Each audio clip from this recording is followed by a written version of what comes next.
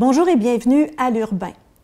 Je vous propose aujourd'hui une belle rencontre avec Madame Patricia Théroux et Madame Julie Allard, toutes deux œuvrant comme bénévoles au sein de la Fondation Portrait d'étincelle. Bonjour Patricia. Bonjour.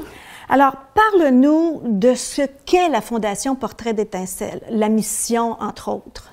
Dans le fond, la Fondation Portrait d'étincelle, c'est une fondation qui donne un service gratuit aux parents qui vivent un deuil périnatal, donc un décès de leur petit bébé, soit dans le bedon ou après la naissance, jusqu'à 30 jours de vie. OK. Et l'historique de cette fondation-là, est-ce que ça fait longtemps que c'est ici, au Québec? Oui, ça part dans le fond de Manon Allard avec 3 de ses amies, Martine Gendron, Mélanie Jacques et Valérie Parizeau. Manon est allée aux États-Unis, puis elle a vu cette fondation-là. Et suite à un événement que Mélanie Jacques elle a eu, ils ont décidé de mettre ça en place. Donc, depuis 2015, la fondation existe partout au Québec. OK. Et toi, ton rôle à la Fondation? Moi, je fais partie depuis 3 ans environ au centre d'appel et depuis quelques mois responsable du centre d'appel. Donc, c'est moi qui gère tout le personnel des bénévoles au centre d'appel. Donc, j'ai environ une dizaine de bénévoles en dessous de moi. Le centre d'appel, dans le fond, on fait le pont entre les hôpitaux, le personnel infirmier et les bénévoles. Donc, quand on reçoit un appel sur notre cellulaire, parce que la ligne se fait sur notre cellulaire, quand on reçoit un appel d'un hôpital pour une demande des parents qui ont besoin de nos services, le centre d'appel a le devoir de trouver des bénévoles selon les régions. OK. Et donc, vous cherchez les bénévoles ou le ou la bénévole va prendre des photos? Oui, s'ils sont disponibles. Donc, on leur demande leur disponibilité. Des fois, c'est comme tout de suite. Des fois, c'est urgent. On a besoin de tout de suite. Parfois, ça dépend de l'accouchement. Si la maman n'a pas encore accouché, ça peut aller au lendemain, ça peut aller au soir. Donc, on gère, on essaie de trouver un juste milieu, savoir quand est-ce qu'on va avoir besoin du bénévole. Et là, le bénévole dit « OK, oui, je suis disponible de telle heure à telle heure. » C'est vraiment à leur discrétion. Là. Ça dépend vraiment de leur disponibilité, étant donné que c'est du bénévolat. Mais on a vraiment beaucoup de bons bénévoles là, qui donnent vraiment beaucoup de leur temps. Donc, après ça, nous, on fait les suivis avec les hôpitaux. Donc, on les rappelle comment ça va, comment la maman va, comment ça se déroule. Donc, c'est à nous à faire le pont entre eux, avec le... Tu sais, les parents, ils s'occupent de rien. C'est vraiment nous là, qui devons s'occuper de ça avec le personnel infirmier. Puis ensuite, là, quand la maman elle est prête, le papa il est prêt, là, on appelle notre bénévole qui était disponible et celui-ci ou celle-ci se rend dans l'hôpital pour aller prendre des photos. Puis ensuite, je pense que vous assurez un suivi avec la personne qui est allée prendre des photos. Oui, puis, moi j'aime bien, tu sais, je rappelle le bénévole photographe pour savoir comment ça a été, parce que parfois, ça peut être très émotif. Donc, j'aime ça, tu sais, juste avoir un petit suivi de savoir comment ça a été, parce qu'on a aussi une infirmière, Manon Cyr, qu'elle, si on a besoin de parler après, parce que parfois on a des demandes qui sont plus émotives, elle est là pour nous aider, pour nous coacher. Fait que souvent, ça arrive que je dis, bien, je vais te transférer à Manon Cyr pour un petit soutien moral. Et parlant des bénévoles, est-ce qu'ils ont, elles ou ils ont une formation spécifique? Oui, tous les bénévoles qui, au sein de la Fondation, avant de rentrer dans la Fondation, ils ont une formation. Donc, les bénévoles photographes ont une formation pour savoir comment agir avec les parents, comment mettre leur caméra, c'est pour pas qu'on entende la caméra faire des photos. Les retoucheurs aussi, parce qu'on a aussi une équipe de retoucheurs qui font juste des retouches. Ils ont une formation aussi par rapport à ça pour savoir de quelle manière qu'il faut retoucher les photos. Il ne faut pas changer trop l'allure du bébé parce qu'on veut vraiment que les parents aient un beau souvenir de leur bébé, puis leur bébé qu'ils ont déjà vu. Aussi, le centre d'appel aussi la même chose. C'est moi qui fais les formations du centre d'appel de comment ça fonctionne. Le fonctionnement dans la région, est-ce que vous avez plusieurs bénévoles dans la région par rapport au reste du Québec? Ici, on en a 5. À Victoriaville, on en a 5. En tout, au Québec, on en a 147 bénévoles. Alors, Julie, vous agissez comme photographe amateur au niveau des photos à l'hôpital, c'est ça? Oui, exactement. J'aimerais ça que vous nous parliez de votre expérience. Je pense que vous avez commencé en 2015 à peu près. Et comment ça a évolué aussi? Mais au début, comment c'était? Comment vous vous sentiez, là? OK. Au début, les premières sessions que j'ai faites, j'étais très fébrile, là, je vous dirais. Là. Et puis, quand je suis arrivée la première fois dans la chambre, c'était tout le contraire de ce à quoi je m'attendais. Ah oui? Oui. Quand on rentre dans la chambre, les gens, premièrement, ils nous attendent parce qu'ils ont été avisés par le personnel infirmier, etc. Et puis, il y a une certaine sérénité que les gens ne pensent pas qu'il y a ça dans les chambres. Là. Fait que là, on arrive à petits pas de souris, puis là, on rencontre les parents, on s'introduit. Et puis, moi, j'offre mes sympathies tout premièrement, puis là, je leur explique un petit peu là, comment est-ce que la session va se passer. Okay. Alors que je leur dis qu'à tout moment, s'ils trouvent ça trop difficile, qu'il n'y a aucun problème, ils ont qu'à me le dire et je quitte. Okay. C'est jamais arrivé. Fait que la session dure environ là, entre 10 et 15 minutes maximum. On essaie de faire ça très doucement, puis oui.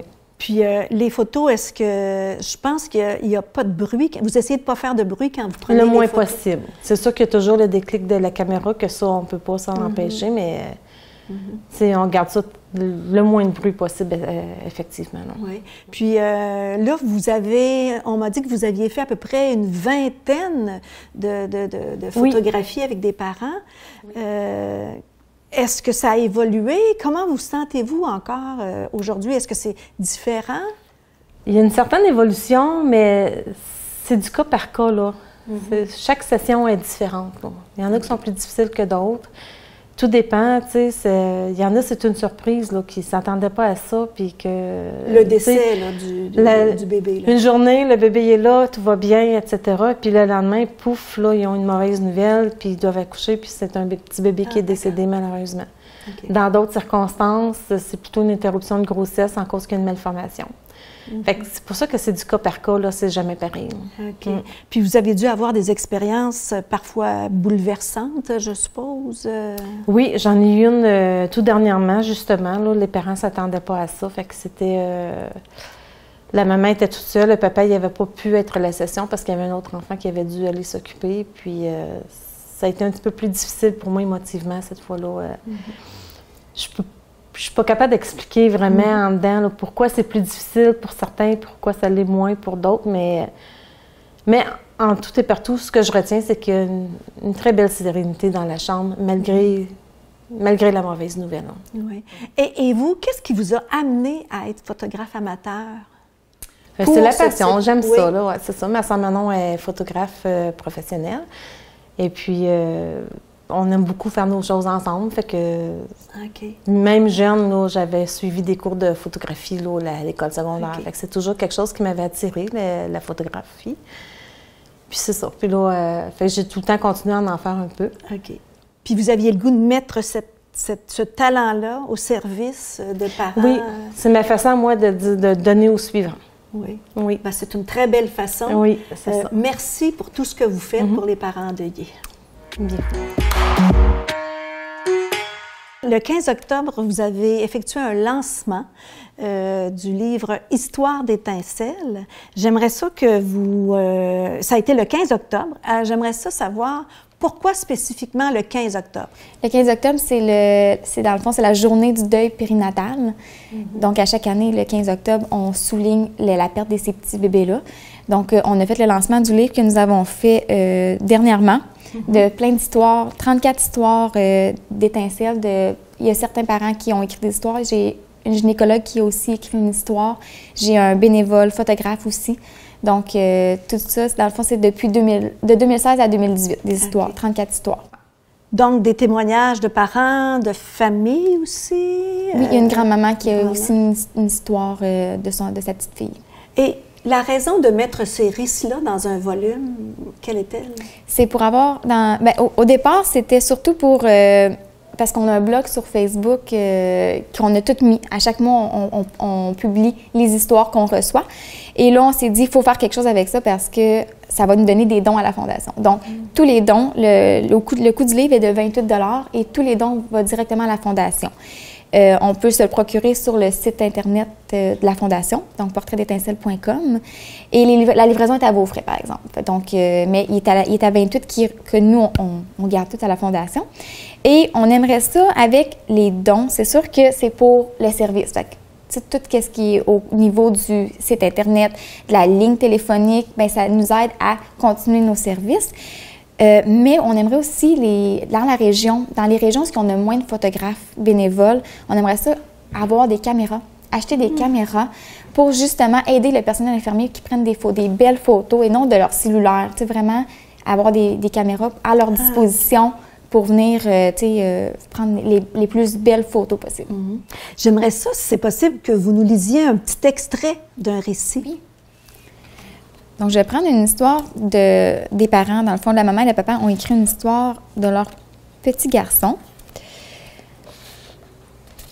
Je ne voulais pas avoir de regrets. Je voulais te donner tout l'amour que je pouvais te donner, le peu de temps que je t'avais avec moi. Le fait de te voir, de te prendre, de te laver, de t'habiller et d'immortaliser ton passage avec ces magnifiques photos m'a permis d'accepter et d'avancer dans mon processus de deuil. C'est super touchant. Donc, c'est un livre où on retrouve des récits, des photos. Et je pense que ça met un baume sur le cœur des parents endeuillés et de leur famille aussi. Alors, je tiens à remercier vous deux et tous les bénévoles de la Fondation pour le support que vous apportez aux parents endeuillés et leur famille. Je pense que c'est un service qui est essentiel. Essentiel, très essentiel. Merci. Merci.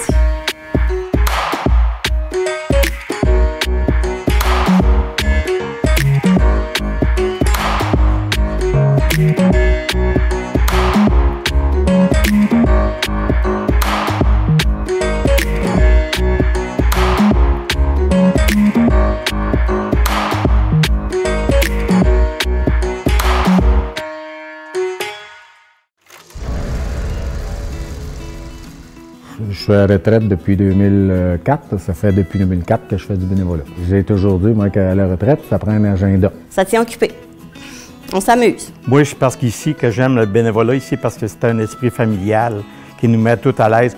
J'en parle au monde, puis c'est une activité de rassemblement aussi, puis c'est gratuit. J'aime beaucoup le contact avec les personnes et puis j'aime parler, j'aime m'exprimer. C'est un enrichissement pour moi.